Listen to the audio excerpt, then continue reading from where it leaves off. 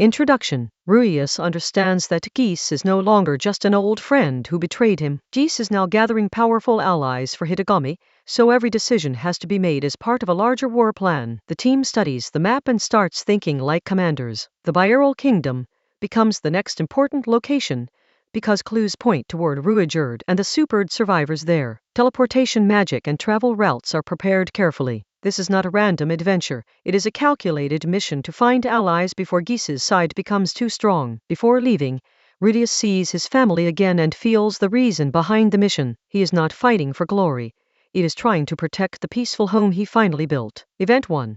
Strategy for the final battle arc. Rudius gathers his closest people and explains the direction of the mission. Eris, Roxy, Sylphie, and the others understand that the next journey may connect directly to the final battle. The plan becomes clear.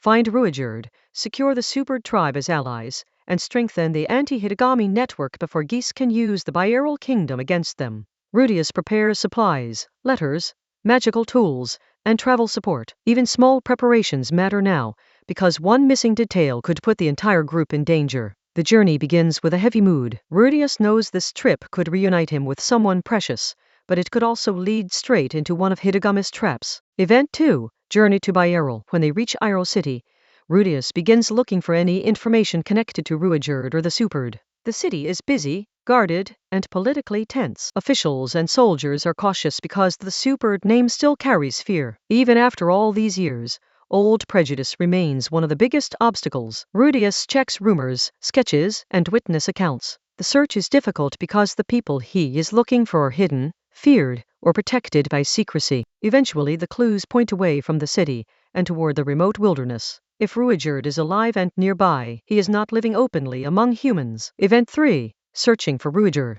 The party meets rough locals, travelers, and people who have seen green-haired warriors in the distant forest. Some speak with fear, while others seem strangely respectful. A key lead finally appears. A hidden settlement deep in the wilderness where supered survivors may be living together. Rudius follows that lead with mixed feelings. He wants to see Ruijerd again, but he also knows that the supered may have many reasons not to trust outsiders. When the forest path opens toward a secluded village, the mission changes from investigation to reunion. Rudius is about to face the past he has carried since his childhood journey. Event 4. The hidden supered village. Rudius sees supered children and elders living ordinary lives. This is important because it proves the tribe is not the monster story the world has always believed. The villagers are cautious around Rudius and his companions. Their fear is understandable. Humans have hated and hunted the supered for generations. Then Ruijerd finally appears. After 10 long years, Rudius is reunited with a warrior who protected him and Eris after the teleportation incident. The reunion is emotional but restrained. Ruijerd has always been serious, yet the bond between him and Rudius is obvious without needing many words. Event 5. Rudius explains the coming war. Ruijerd listens, but the answer is not simple. He now carries responsibility for an entire village, not only his own honor as a warrior. The villagers gather to hear Rudius's words. Asking them to trust outsiders and join a dangerous conflict is not something they can accept immediately. Rudius speaks honestly about the future Laplace War and the danger of Hitagami. He is not trying to command the supered.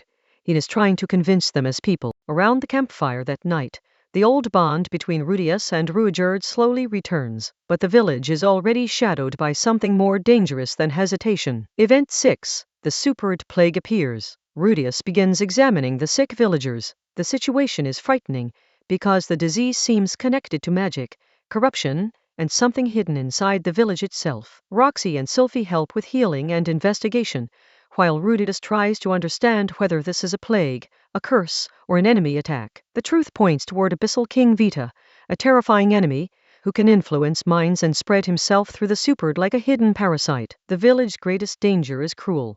Killing Vita carelessly may also destroy the people he has infected. Rudius cannot simply blast the enemy away. Event 7.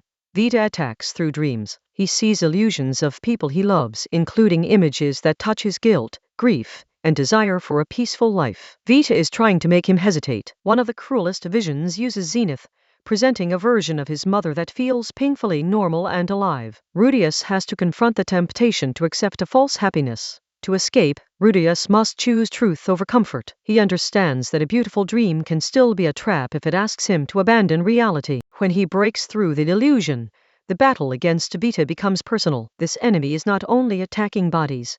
He is attacking the bonds that keep Rudius moving forward. Event 8. Searching for a cure. Cliff's knowledge, Roxy's careful magic, and Rudius's mana control become essential. The group studies the corruption like a magical disease that must be separated from its victims. The workshop becomes a battlefield of another kind. Instead of swords and explosions, the fight is made of formulas, flow, and desperate experiments. The breakthrough finally arrives when the team finds a way to weaken Vita's influence without destroying the people he infected. The cure begins spreading through the village. It is not instant victory, but it gives the Supered hope for the first time since the Dark Plague began. Event 9. Vita's enemy side interludes. Vita's connection with Raxos and the enemy network helps reveal how Geese is gathering dangerous pieces from across the world. These scenes make the conflict feel wider than one village. Every enemy has a history, and every hidden alliance makes the future battle more complicated. For Rudius, this means there is no time to relax. Even when he wins locally, Geese's side may already be moving somewhere else. The interludes darken the mood of the volume. The Supered crisis is only one part of a much larger trap being built around Orsted and Rudius. Event 10. Diplomacy in the Bierl capital. The capital is crowded and heavily guarded. Rudius must deal with officials, nobles, and military leaders who are already afraid of the Supered name. Rudius presents evidence and arguments carefully. He cannot simply demand cooperation. He has to change how powerful people see the tribe. Ruijerd and the Supered representative stand before human authority. It is a tense scene, because centuries of fear are being challenged in one negotiation. The king and his advisors are not easily convinced. But Rudius keeps pushing. If the kingdom attacks the village, Hidegami's side wins without needing to lift a sword. Event 11. 4-day education tour. The tour is risky, because one misunderstanding could restart the old hatred immediately. But it is also the best chance to show that the Supered are people, not monsters. Guests see Supered families, children, meals, homes, and ordinary daily life. The image of a peaceful village slowly begins replacing the legend of a cursed tribe. Rudius guides the visitors through the settlement while carefully controlling the mood. He knows this is diplomacy, public relations, and emotional healing all at once. By the end of the tour, some hearts begin to change. The Supered are still feared, but they are no longer faceless demons in the eyes of every visitor. Event 12. Warmth in the Supered village. Ruijerd sees how far Rudius has come since the boy he once protected. Rudius is now husband, father, magician, diplomat, and commander. The Supered children and families become the emotional center of the arc. Their survival matters, because they represent the future Ruijerd has been trying to protect. Even Eris, Roxy, and Sylphie connect with the village in their own ways. The group is no longer just passing through. They are becoming part of the Supered story. For a moment, it feels like the mission may succeed peacefully, but the title of the final chapter, Disappearance, hints that the calm will not last. Event 13. A disappearance breaks the peace. The group searches the empty places of the village, checking homes, forest paths, and traces of dark magic. Panic spreads quickly because everyone knows Vita was only one part of the enemy plan. Rudius pushes himself to track the missing person, while keeping the village from collapsing into fear. The situation becomes a race against hidden enemies. The clues point toward Geese's larger strategy. Hidegami's side is testing weaknesses, creating confusion, and preparing for a future attack. By the end of this section, the mission has changed again. Rudius no longer only needs cooperation from the kingdom, he needs to prepare for war arriving at the village itself. Event 14. Invasion becomes real. Rudius, Ruijerd, Eris, Roxy, Sylphie, and the others discuss battle plans. Everyone understands that if the village falls, the Supered may lose their future forever. The warriors prepare their weapons, while the non-combatants face the fear of another disaster. The volume shows that war is not only about fighters, it is also about the people they protect. The enemy army's approach hangs over the landscape like a storm. Even after the plague and political negotiations, the village is not safe yet. This section sets up the next volume's larger conflict. The first half of the final battle arc has gathered the pieces. Now those pieces are ready to collide. Event 15. Ruijerd's burden as a Supered leader. The reunion with Ruijerd is more than nostalgia. He is now connected to a surviving Supered community, and that means he carries responsibility far beyond his old role as a lone warrior. This added event explores the emotional weight on Ruijerd. He wants to protect his people, but the plague and incoming war make that responsibility painful and dangerous. Rudius sees him not only as the companion from his youth, but as a leader standing between a fragile village and extinction. The supered village also changes how the audience sees the tribe. They are no longer rumors or symbols. They are people with homes, families, illness, fear, and hope. For the final battle arc, Ruijerd's burden makes the fight personal. Protecting the supered is not just strategy, it is a chance to correct a historic injustice. Event 16. Vita's psychological warfare deepens. Vita is dangerous because he attacks the mind, not just the body. His dream attacks force Rudius and the others to confront memory, temptation, and emotional weakness. This section expands the threat beyond physical monsters. The characters can swing swords and cast magic, but Vita's power turns their own hearts into a battlefield. Rudius's visions matter because they target what he fears most: failing his family, losing control, and being pulled away from the life he built. The dream material also gives the volume a strange, unsettling atmosphere. The enemy is present even when no one can see him. For narration, this event helps explain why Volume 24 feels tense even during quieter scenes. The danger is hidden inside sleep, memory, and desire. Event 17.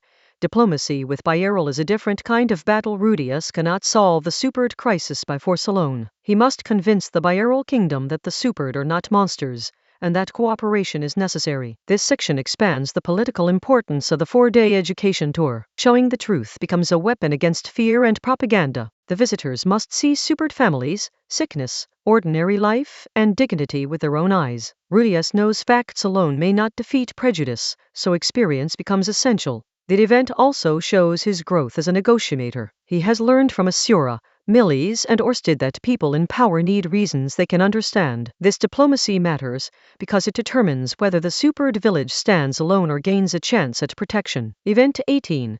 The village's brief peace raises the stakes before the invasion threat fully arrives. The village experiences a brief period of warmth. Meals, training, conversations, and small daily moments make the supered feel alive. This calm is important because it gives the audience something specific to fear losing. The village is not an abstract objective, it is a home. Rudius sees children, families, warriors, and sick people trying to survive. That makes his mission emotionally urgent, not just strategically useful. The peaceful section also allows Ruijerd and the others to reconnect with hope. For the supered, being seen kindly by outsiders is already a major change. For video storytelling, this event gives the arc a heart before the next wave of danger breaks that fragile calm. Event 19. Enemy movements tighten the trap even after progress is made.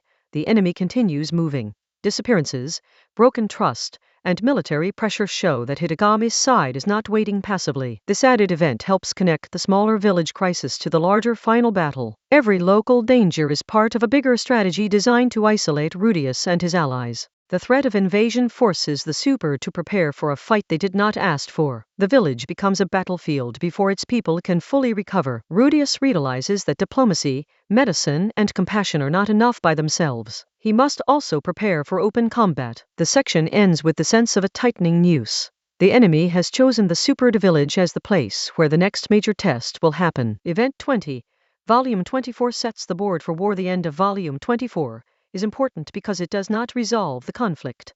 Instead, it positions every major piece for the battles of Volume 25. Ruijerd, the supered, the Bierl kingdom, Orsted's side, and Hitagami's agents all become tied to one geographic point. The village is now the center of the board. Rudius's goal is no longer only to find allies. He must now protect vulnerable people while facing enemies who know how to use timing and fear. This final expanded event explains why Volume 24 is the first half of a larger conflict. It builds the emotional stakes and tactical pressure for the next volume. By the time the volume closes, the audience should feel that the true battle has not begun yet, but the pieces are already locked in place. Conclusion. The most important conflict is not only physical. Rudius must fight disease, illusions, political fear, and the long shadow of the supered tribe's tragic reputation. Aedisal King Vita makes the arc darker by attacking the heart and mind, forcing Rudius to reject false comfort and choose the painful truth. The supered village gives the story emotional weight. Saving the village means protecting children,